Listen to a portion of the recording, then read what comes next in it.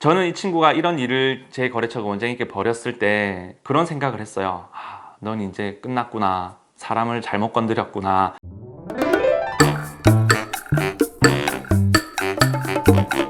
안녕하세요. 오늘은 블로그 체험단이 샵에 들어와서 원장님께 어떤 좀 금전적인 요구, 그런 것들을 하려다가 약간 원장님께 참 교육을 당했습니다. 원장님께서 어떤 일을 좀 당하셨고 어떻게 또 해결을 하셨는지, 그리고 이 영상을 보시는 원장님들께도 반드시 일어날 수 있는 그런 일들이기 때문에 영상을 한번 끝까지 보시고, 다시는 이런 아이들이 우리 이 피부 미용 업계에 들어와서 원장님들을 상대로 협박을 한다든지 그런 일들이 없도록 다 같이 좀 협심을 하셨으면 좋겠어요. 그래서 내용을 한번 말씀을 드려볼게요. 제가 사실 지금 이 책상 위에 너무나도 많은 자료를 깔아뒀습니다. 이 원장님께서 이 젊은 친구 한 명을 참교육하시기 위해서 고소장부터 뭐 그간의 카톡을 주고받은 내용, 뭐 이런저런 자료들이 뭐 소견서부터 시작해서 정말 자료가 너무 많은데, 제가 이 자료를 듣고 정리하는 데까지만 해도 시간이 제법 걸렸습니다. 이 영상을 어디까지 찍어서 어떻게 알려드려야 할지 좀 고민을 많이 했고요. 기본적으로 내용을 처음부터 끝까지 다 알려드리려고 하면 시간이 너무 많이 걸릴 것 같아요. 또 다들 바쁘신 상황이라서 좀 짧게 추려서 설명을 드려볼게요. 결론적으로는 어떻게 된 일이냐면, 원장님께서 체험단을 받으셨어요. 그랬는데 체험단 고객이 와서 처음에 샵에서 약간 감기 증세가 있고 몸이 좀 좋지 않다, 그 전날 잠을 많이 못 잤다, 그런 이야기를 했대요. 그리고 관리가 들어갔는데, 지금 여기 사진을 한번 띄워봐 드릴게요. 고객이 관리를 받던 중간에 이렇게 어혈이 올라왔어요. 석션을 하다 보니까 기본적으로 어혈이 조금 올라오는데, 이걸 원장님께서 캐치를 하시고 여기서 계속 관리가 진행이 되면 이런 좀 문제가 생길 수 있다, 더 붉어질 수 있기 때문에 어떻게 하는 게 좋겠느냐 하니까 고객이 괜찮다고 했습니다. 그래서 동의를 얻은 이후에 다시 관리가 이제 진행이 되었는데, 보통 뭐 관리해 보시는 원장님도 아실 거예요. 등이 되었든 목이 되었든 우리가 석션으로 이렇게 당기다 보면 좀 심하게 이런 어혈이 생기는 분들이 분명히 있단 말이에요. 그런데 부항을 뜨면 나는 자국처럼. 그래서 원장님께서 혹시나 이제 목 부위는 보이기 때문에 동의를 얻었는데, 체험단에서 온 친구가 괜찮다고 했고 관리는 진행이 됐습니다. 그리고 나서 관리를 잘 받고 집에 돌아갔어요. 그리고 다음날 원장님께 연락이 옵니다. 이렇게 카톡이 왔는데, 어제 관리를 받고 나서 뭐 침을 못 삼키겠고 인파가 부었고 목이 돌아가지 않고 몸 전신이 아프다, 뭐 그런 이야기를 하면서 원장님께 연락이 와서, 원장님께서 그럼 시간이 차츰차츰 지나면 좀 괜찮아질 것이고, 사실 여기에 뭐 목을 관리한 것 때문에 침을 못 삼킨다든지 인파가 붓는다든지 지금까지 그런 사례는 없었다, 그렇게 이해를 시켰는데, 고객이 이제 체험단 이 친구가 이제 받아들이질 못한 거예요. 그래서 원장님께 이제 계속해서 항의를 합니다. 그래서 원장님께서 전화를 했는데 전화를 안 받는 거예요. 그리고 이 친구가 연락이 와서 하는 이야기가,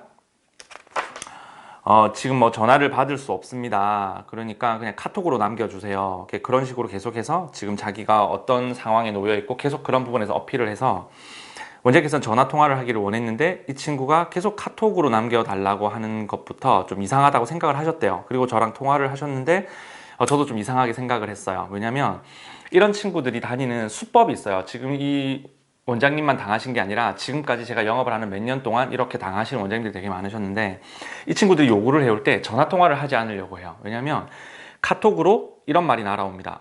원장님 때문에 이런 문제가 생겼으니까 그냥 저한테 사과를 하세요. 사과하면 그냥 다 없던 일입니다 라는 식으로 처음 연락이 와요. 그러면 그냥 원장님께서는 그냥 괜찮아지려나 보다 하고, 이제 저희 샵에서 관리 받으시고 이런 문제가 생겨서 뭐 죄송합니다, 그걸 보내시는 순간 원장님은 그걸 인정하시는 게 되는 겁니다. 그렇게 되면 얘네들이 그 카톡을 가지고 민사소송을 또 걸어와요. 이제 손해배상을 청구를 하겠다, 이런 식으로 접근을 합니다. 보통 이 정도를 당하시는 원장님들은 대다수 얘네들의 합의 볼 때 적게는 한 3, 40만 원, 많이 보시는 분들은 7, 80만 원 정도 이제 합의를 보시거든요. 근데 지금 이 친구는 상황이 좀 다른 편이지만, 그 전까지 당하셨던 원장님들은 어떻게 당하냐면, 이 친구들이 샵에 와서 관리를 받고 트러블이 생겼어요 하고 자기 멋대로 피부과를 방문을 합니다. 피부과 방문을 해서 뭐 진정 관리를 받고 뭐 주사도 맞고 뭐 처방도 받고 하겠죠. 그러면 사실은 병원비와 처방을 했을 때 그 약값, 그 정도만 해도 한 만 몇천 원 정도면 끝이 날 문제인데, 이 친구들이 자기들 마음대로 병원에서 진정관리 티켓팅을 끊어와요. 한 50에서 많게는 한 80 정도. 그리고 나서 원장님께 청구를 하거든요. 그럼 원장님 입장에서는 그냥 여기 엮이고 싶지 않고 또 조사받으러 왔다 갔다 하시는 게 굉장히 귀찮기 때문에 그냥 걔네들이 요구하는 거를 어느 정도 들어주고 말아버리시거든요. 얘네들이 이런 걸 알고 있단 말이에요. 소비자가 항상 우리나라 법 자체가 소비자만을 위한 법이 있다 보니까 이런 것들을 악용해서 원장님께서 돈을 내어주시니까 여러 샵을 돌아다니면서 그런 식으로 이제 작업을 칩니다. 그리고 나서 자기가 고정으로 해둔 피부과 가서 계속 티켓팅을 끊어두고 나중에 피부가 자연스럽게 가라앉는다는 것조차도 본인들은 알아요. 그리고 나서 자기가 티켓팅 끊어놓은 병원 가서 그 티켓팅을 레이저나 자기 미용을 하는 시술로 돌려버려요. 피부과 입장에서는 당연히 돌려주겠죠. 티켓팅은 끊어준 것이고 자기들은 돈을 받았기 때문에. 그래서 제가 그 유튜브 영상에 올린 게 보시면 이렇게 항상 약관을 받아서 고객과 이제 동행을 병원에 하도록 그렇게 하고 있는데, 지금 여기 원장님 같은 경우에도 제가 좀 가리고 보여드릴게요. 여기 보면 뭐 피부 이상 발생 시 케어 후 24시간 이내에 샵 책임자에게 알리고 병원 방문이 필요한 경우 샵 책임자와 동행하며 24시간 이후의 이상 반응은 샵에서 인정하지 않습니다. 그 외 환불 규정은 소비자 피해 보상 기준을 따릅니다. 이렇게 해서 소비자에게 직접 자필 서명을 받으셨어요. 이렇게 받아두시는 게 굉장히 중요합니다. 근데 지금 이 체험장 같은 경우에는 자기 멋대로 병원을 갔어요. 그리고 나서 원장님께 금전적인 것을 카톡으로 요구를 합니다. 원장님께서 당연히 안 들어주셨겠죠. 사실 증명이 된다면 원장님께서 해주실 의향이 있으셨대요. 그런데 이 친구가 그 샵에 들어왔을 때 했던 이야기 자체가 벌써 감기 기운이 약간 있고 몸이 좀 좋지 않다. 그건 사실 본인이 이렇게 목이 붓거나 이런 부분들도 어떻게 보면 여기 목 관리, 얼굴 관리를 받아서 침을 못 삼키거나 이런 부분이 아니라 분명 본인 몸에 어떤 이상이 있었을 거라고 판단을 하신 거죠. 그래서 이 부분이 인정이 되면 원장님께서 병원비를 주겠다고 말씀을 하셨어요. 그런데 이 친구가 병원 가서 소견서를 받아왔는데 상기 환자분 2020년 몇 월 며칠 마사지 후에 발생한 목의 멍으로 내원을 하였습니다. 일반적으로 현재 상황의 멍은 약 1, 2주간 지속될 것으로 사료됩니다. 임파선 부분에 현재 경미한 부종과 경미한 압통이 동반되는 양상입니다. 이 부분에 대해 소염제 처방하였고 증상 호전 없는 경우 이비인후과로 진료 필요할 것으로 사료됩니다. 이렇게 해서 피부과를 다녀왔어요. 근데 이제 이 부분에서 좀 핵심적으로 잘 들으셔야 될 게 어떤 거냐면, 병원에서 소견서가 나올 때 질병 코드가 같이 나올 거예요. 근데 여기 보면 질병 코드가 없습니다. 질병 코드가 나오면 일단 배상 책임 원장님께서 보험 가입된 곳에서 질병 코드가 있는 경우 보상을 받을 수 있는 보험이 있어요. 이 부분은 제가 조금 중간에 이 체험단에 가는 이야기를 잠시 뒤로 미뤄두고 좀 잠시 설명을 드리자면, 우리가 샵에서 가입되어 있는 보험 중에서 생활배상 책임보험이 있어요. 그건 우리 샵을 방문하는 고객들, 그분들이 우리 샵에 뭐 바닥이 미끄러서 넘어졌다든지 아니면 뭐 화장실 같은 데 들어가셔서 어딘가 부딪히셨다든지 그런 일로 인해서 다치신 경우에는 생활배상 책임으로 보험 처리를 다 하실 수 있어요. 그런데 이렇게 전문 직업군을 가진 분이 관리를 하다가 고객에게 어떤 문제가 발생한 경우에는 직업배상이라는 게 따로 있습니다. 이것도 저도 이번에 이 원장님 사례를 겪으면서 알게 된 사실인데, 직업배상이 가입이 되어 있으면 이런 문제가 생겼을 때 이제 보험 처리를 할 수 있는, 원장님께서 이런 것들을 다 가지고 계시다 보니까 물어주면 그뿐인 일이에요. 근데 보험 청구를 했을 때 소견서에 질병 코드가 어떠한 뭐 문제가 됐다는 코드가 없는 거예요. 이렇게 되면 보험을 받으실 수가 없어요.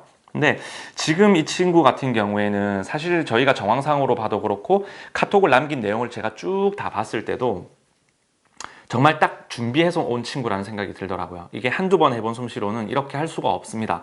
그래서 하필 이 원장님께서 이런 친구에게 지금 당하게 되셨는데, 뭐 결과적으로는 어쨌든 원장님께서 참 교육을 하셨습니다. 어떻게 하셨냐면, 병원을 당신 멋대로 갔고 질병 코드도 없고, 그런데 이 친구가 블로그에다가 글을 씁니다. 글을 써서 이렇게 문제가 생겼던 거, 이걸 받고 나서 인파가 붓고 침을 삼킬 수 없고 뭐 몸을 움직일 수 없고 목을 돌릴 수 없고 이런 내용들을 글을 썼어요. 근데 본인이 아파서 밤새 아파서 잠 한숨 못 잤다고 말했던 날 새벽에 이 포스팅이 아닌 다른 체험단 포스팅 글이 그 시간대에 올라온 게 원장님께 확인이 된 거예요.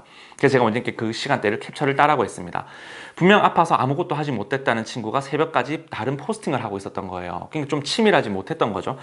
그리고 나서 이 친구가 그 다음날 원장님께 연락을 해서 이제 이런 문제가 생겨서 너무 힘들었다 이렇게 되었는데, 원장님께서 이 내용을 가지고 이제 블로그 쓴 내용이 있다 보니까 여기 보시면 블로그 내용을 통째로 다 캡처를 다 따셨어요. 그리고 나서 이 친구 밑에 댓글이 달린 것들도 전부 다 캡처를 땄습니다. 그런데 이거 제가 댓글을 먼저 들어가서 봤는데 느낌이 어떤 느낌이냐면, 다른 사람, 가족들이나 누군가의 아이디를 빌려와서 넣고 거기 밑에 악의적으로 샵에 갔더니 원장님이 이런 식으로 만들어 뒀어요. 이렇게 악의적인 댓글까지 다 작업을 하고 있는 느낌이 들어서 이런 건 사실 나중에 사이버 수사대에 넘어가게 되면 댓글을 가족들이나 아니면 한 IP에서 여러 개 아이디로 접속을 해서 댓글을 달고 질문을 하고 했던 내용들은 금방 찾을 수 있어요. 근데 제가 아무리 봐도 이 느낌 자체가 작업을 쳤다 그런 느낌이 나서 원장님께 계속 캡처를 따고 이 블로그에 하루에 몇 명이 오는지 다 캡처를 따도록 그렇게 이제 안내를 해드렸습니다. 그래서 원장님께서 자료 수집을 하셔가지고 이렇게 많은 양의 자료를 준비를 하셨어요.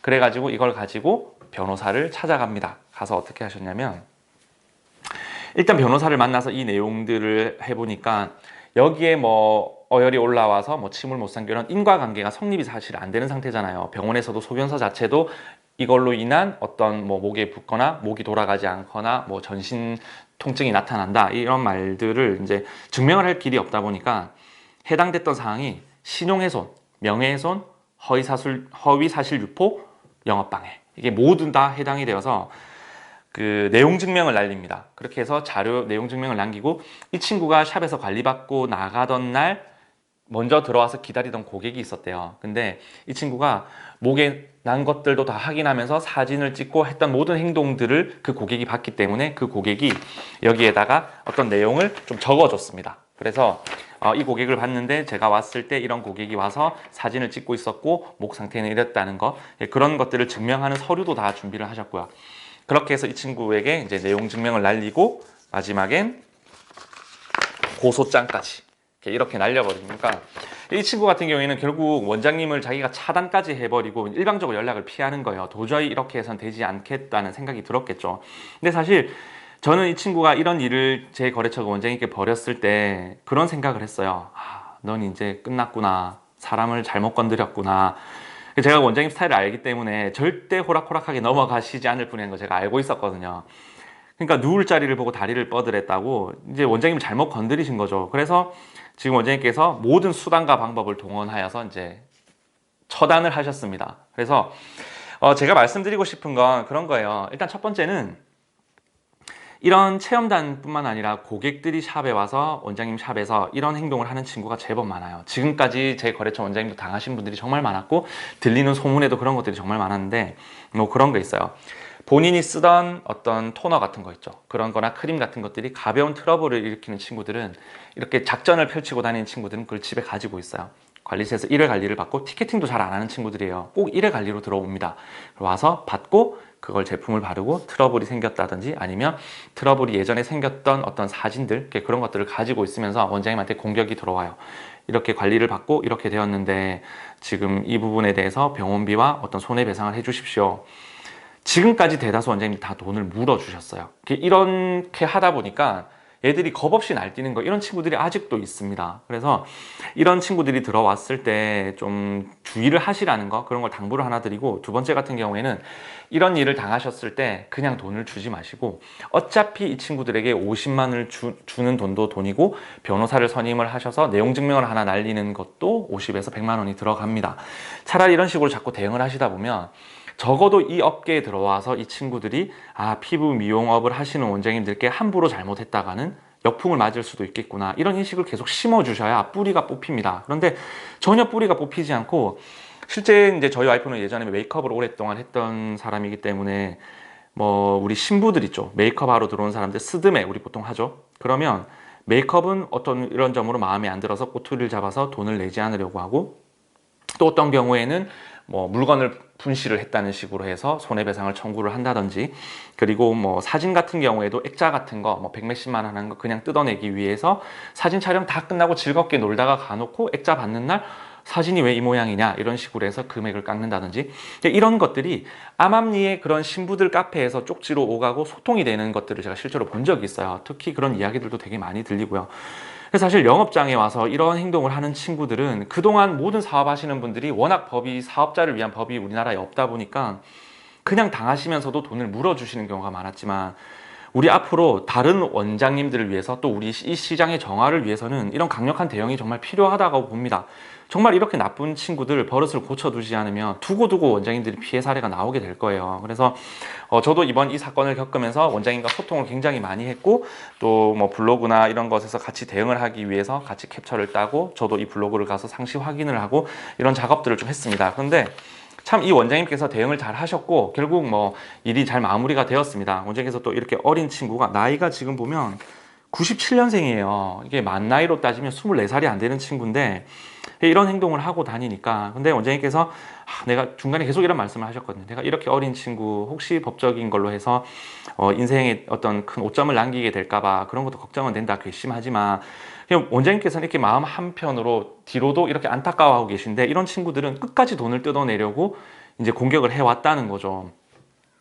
그래서 참 참교육이 잘 되었고 마지막으로 제가 알려드릴 건 이런 직업 배상에 관한 보험입니다. 이건 원장님께서 그 보험에 관련된 이렇게 자료를 주셔서 명함을 여기 올려뒀는데 지금 보험사에서는 이런 식의 그 보험을 잘 들어주지 않으려고 한다 하더라고요. 워낙 사고가 많이 발생을 하고 있고 우리 에스테틱 샵에서 이제 고객 하다 보면 의도치 않게 트러블이 생기는 경우가 있잖아요. 그래서 직업 배상이란 이런 보험은 일부 보험사에서 들어주고 있다고 하는데 저도 사실 뭐 가입을 해본 적이 없고 뭐 주변에 원장님께서 가입되어신 분들이 좀 많이 없는 편이기 때문에 의사분들 같은 경우에는 좀 많이 가입을 하신다고 하는데 최근에 가입을 좀 많이 안 받아준대요. 그래서 혹시나 궁금하신 분들은 여기로 전화를 하셔가지고 상담을 한번 받아보시는 것도 괜찮을 것 같습니다. 그래서 앞으로 이런 일들이 계속 생기게 되면 원장님들께서 좀 강력 대응해달라는 거, 더 이상 당하지 말자는 거예요. 혹시 당하신 분들 있으면 저한테도 연락을 한번 주시고 같이 또 대응 방법을 모색해 볼 수 있도록 그렇게 해보면 좋을 것 같습니다.